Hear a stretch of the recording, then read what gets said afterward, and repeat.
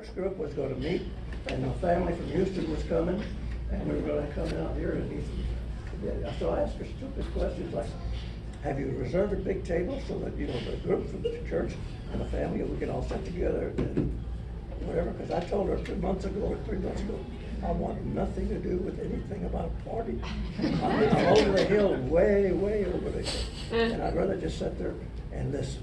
So I've been doing that, but I cannot hold myself back to thank one of the best groups I've ever been associated with. And it's a different group because each one of you are, in your own right way, have earned what you are and what I think of you. And I don't know that anyone that's better. I will tell you right now, I can't say everything about everybody because I can't remember. That's another gift you get when you get to be naive. And sometimes it's a helpful gift because you keep your mouth shut, but I can't afford to do that right now because I am so blown away and so honored for what has been done this afternoon or this evening. And I would like to, I can't introduce everybody because that's part of the 92. It works when it wants to work, otherwise I'm silent. So let me just say that, first of all, my family here. And they're my son, my daughter-in-law, Lucy, my grandsons, thank you. And they always surprise me one way or another, or it's a wonderful family. I'm thankful. I'm very thankful. And nobody ever criticizes me for what I do or don't do, because I'm moving too fast. Usually I get out of Dodge. The other sides, the other people here are my relatives from out of town, and from Houston, and from, where are the other relatives? Pretty much Houston.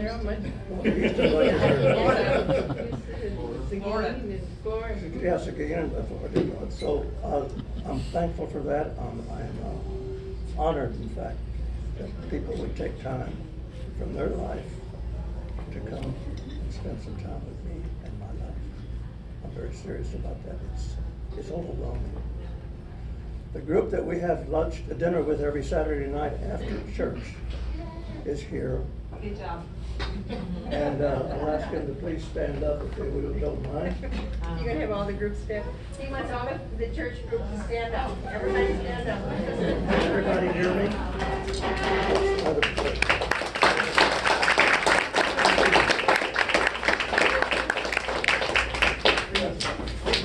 Anyway, I want to thank we have some real good meetings sometime, and it's private because we wouldn't want anybody coming and listen to us. Especially when we need church. Blow a little steam sometimes. Anyway, I'm happy about that. I'm also happy about friends from times before and as far away from San Antonio or Iowa. He wants the Iowans to stand up now.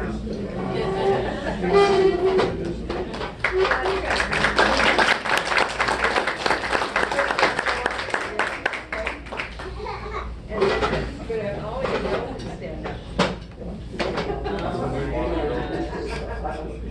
I just did. Did you? That's another gift I got for being married. I've got hearing aids, but the only thing I can say about hearing aids is that they cost you a lot of money.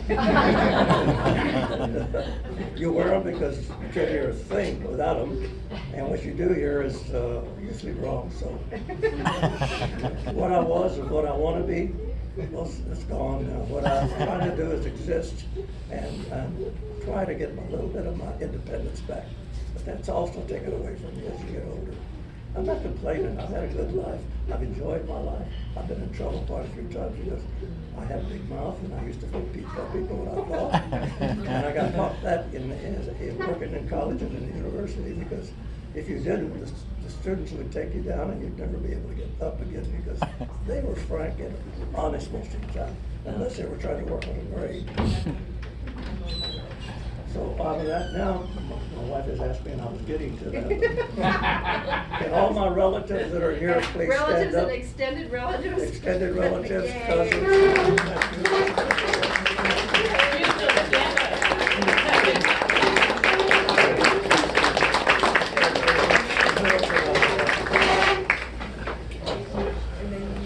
here that oh yeah, a very dear friend here is here with his family.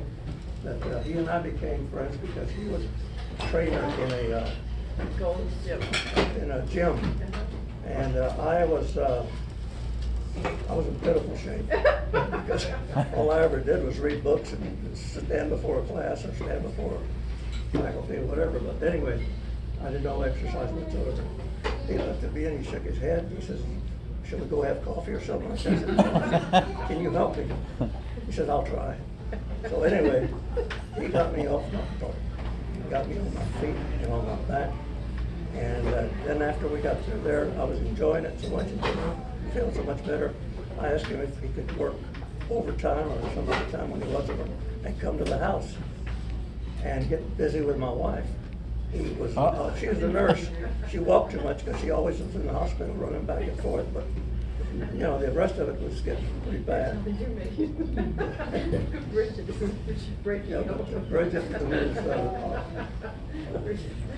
that's all right,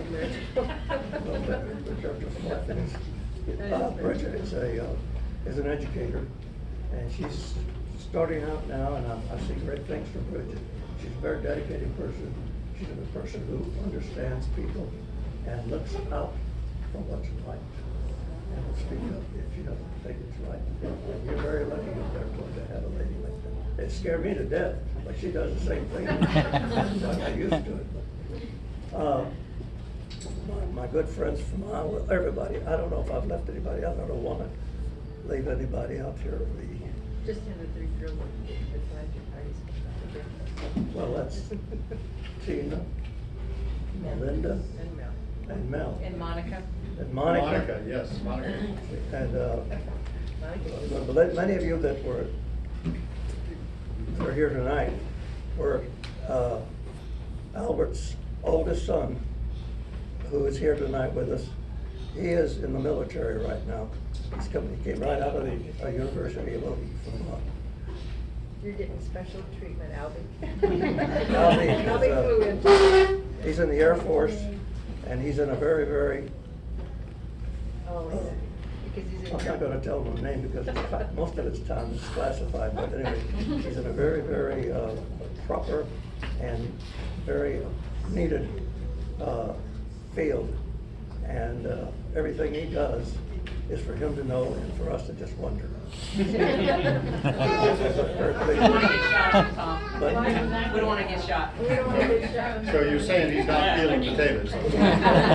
You won't get much out of him except that, hey, you comb your hair? And I said, yeah, well, but your hair.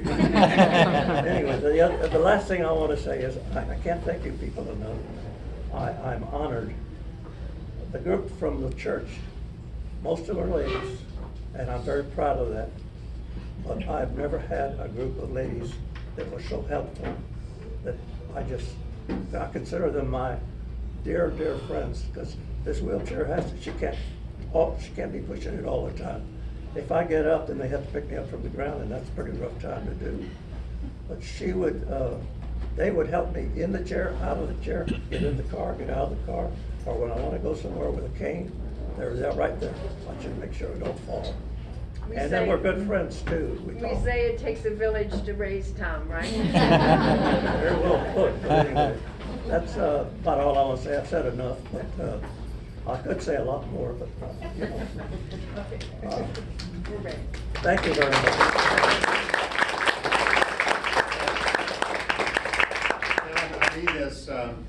I hope that all of us have the mental abilities and the sense of humor that you have at 90 years old.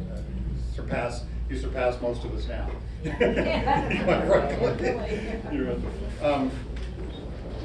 I wanted to read something I wrote about Dad not long ago. Let's go home. You know what? And then we'll finish here. It won't take long. And when I was 5 years old, my family lived in a place called St. Angela, a mid-sized West Texas city where my dad began his career working for the state, and my mom started out as a school teacher. Not far from our subdivision was O.C. Fisher Lake. which among other benefits provided a popular recreation area for many of the San Angelians, including my family. I don't remember much about the lake other than it was the first there that I saw a car boat, or maybe it was a boat car. Anyhow, the official name for it was Amphicar. How many people remember those? Most were small convertibles with propellers jutting out just below the back bumper. Any fortunate motorist who was in possession of one could drive right off the road and into the lake and putter around like it was normal. To a 5-year-old, these cars were fantastic and right out of something I might read in my mini comic books. And we saw these Amphicars quite often on our lake. The other O.C. Fisher attraction I recall was a small beach where West Texas families could pretend that they were on the French Riviera or the romantic Ipanema as they spread out on the dirt posing as sand. They drank refreshments, sunbathed, and often dipped their toes in the waters. My parents enjoyed taking me and my brother there often. My brother's name was Chris Paul. He was only 2 years old at the time. He suffered from a severe form of cerebral palsy. And so he was greatly limited as to what he was able to enjoy on those days at the lake, and sadly for the rest of his life. However, he loved splashing in the water with the assistance of my mom and dad. I likewise loved to play in the water, and I usually was well supervised. On one particular visit to the lake, I managed to tug out one of those old, thin, flimsy air-filled plastic floating mattresses off the beach and into the shallow water while my parents napped on their beach towels. Then the fun began. I mostly laid on it face up and allowed the small waves to push me up and down about the lake. I didn't yet know how to swim, so I was under strict orders to stay near the shore, in the shallows, and away from the deeper water. Other kids were floating around about in their own plastic vehicles, including a girl who was probably around 8 years old, who sat regally aloft this magnificent plastic air-filled swan, like she was the queen of O.C. Fisher Lake. I remember envying her swan in comparison to my own very humble maritime craft. She was also in deeper waters, so I slowly paddled my way towards her to get a better look at her impressive swan. I eventually reached her and interacted with her as I floated past. It suddenly dawned on me that I was still moving out away from the lake shore. I was getting further away from the swan girl. For the first time in my young life, I felt a sense of dread. I could see my parents still napping on the shore and started to call out, "Daddy, Mommy, help!" They didn't move at all. I looked desperately at the swan girl and she was attempting to paddle my way, but couldn't seem to generate any speed.